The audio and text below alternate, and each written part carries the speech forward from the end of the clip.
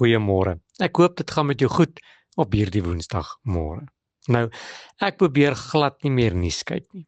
Ek probeer nie nuus op die radio luister of op die TV kyk of selfs 'n koerant lees nie. Dit maak my depressief, dit maak my moedeloos. Sjoe, want die wêreld is boos.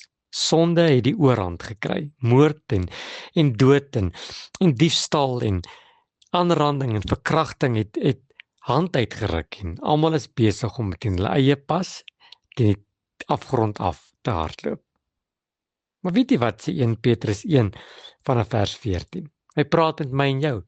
Hy sê soos gehoorsame kinders, dis ek en jy, moet ons lewe nie inrig volgens die begeerlikhede wat ten vore in ons onwetendheid bestaan het nie. Stop gou daar. Hy sê ons moenie aan die begeerlikhede van ons vorige lewenswyse gehoor gee nie. Ons moet nie die sonde doen wat ons gedoen het voor ons tot bekering gekom het en voor ons hart vir Jesus gegee het nie. Vers 15 sê, maar soos hy wat julle geroep het heilig is, moet julle ook in julle lewenswandel heilig wees.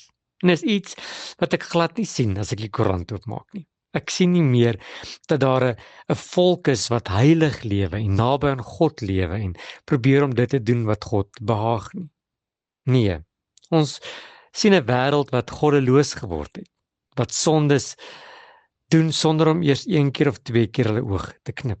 En dan kom vers 16, hy sê, omdat daar geskrywe is, wees heilig, want ek is heilig.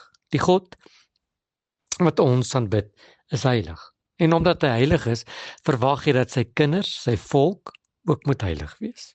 Wil jy nie vandag, voordat jy die huis verlaat, dan bid jy en dan sê jy, Here, help my om nie gehoorsaam te wees aan my vorige lewenswandel nie. Maar help my om nie te wees. Die ou dinge af te skryf en die nuwe dinge aan te kleur. En om heilig te wees in alles wat ek doen. Is dit maklik? Verseker nie. Want om heilig te wees, beteken dit om uitgekies, uitverkore te wees en gans anders te wees as die wêreld. As die wêreld links gaan, dan hou ek reguit aan.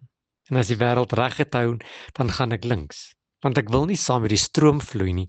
Ek wil teen die stroom opvloei, want dan beteken dit ek gehoorsaam Jesus. Is dit maklik? Nee. Maar kan ons vanmôre bid en vra, Here, help ons. Help ons om heilig te lewe. Help ons om die regte ding te doen, terwyl ons vriende en familie en kollegas dalk die verkeerde ding doen. Wil ek opstaan en sê nee, want my Jesus is belangriker. Gaan vandag uit en in alles wat jy doen, probeer om heilig te wees. Daarom sê die Bybel, wees heilig, want ek is heilig. Amen.